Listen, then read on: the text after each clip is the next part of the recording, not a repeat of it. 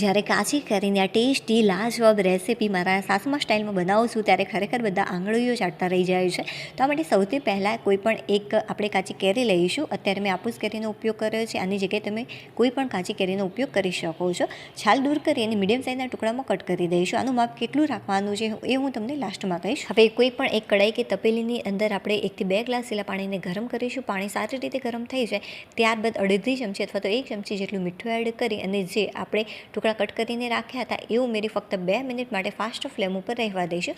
2 મિનિટની અંદર સરસ મજાના સોફ્ટ થઈ જતા હોય છે. એકદમ ઓવરકુક કરવાની જરૂરિયાત નથી.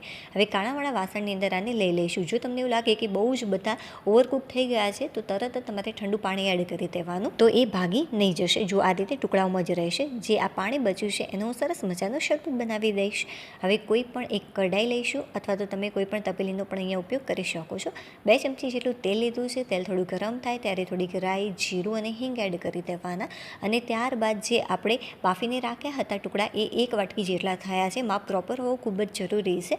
હવે આની અંદર એ બાફેલા ટુકડા એડ કરીશું કાચી કેરીના. એકવાર મિક્સ કરી સ્વાદ અનુસાર મીઠું, 1 ચમચી જેટલું કાશ્મીરી લાલ મરચું પાવડર, અડધી ચમચી અથવા તો 5 ચમચી જેટલી આપણે હળદર એડ કરીશું. 2 ચમચી જેટલું ધાણા પાવડર ઉમેરી સારી રીતે એકવાર મિક્સ કરી લેવાનું. જે વાટકીની મદદથી કાચી કેરીના ટુકડા લીધા હોય બસ એ જ વાટકીની મદદથી અડધી વાટકી જેટલો તમારે ગોળ એડ કરવાનો. મેં મીડિયમ સાઇઝના ટુકડામાં કટ કરીને એડ કર્યો છે. વચ્ચે વચ્ચે આને મિક્સ કરતા રહેવાનું છે. જો ગોળ સારી રીતે ઓગળી ગયા છે, બહુ જ ટેસ્ટી સરસ મજાનું કાચી કેરીનું શાક તૈયાર છે. ઉપરથી કોથમીર એડ કરી દઈશું. ખરેખર બહુ જ ટેસ્ટી લાગે છે.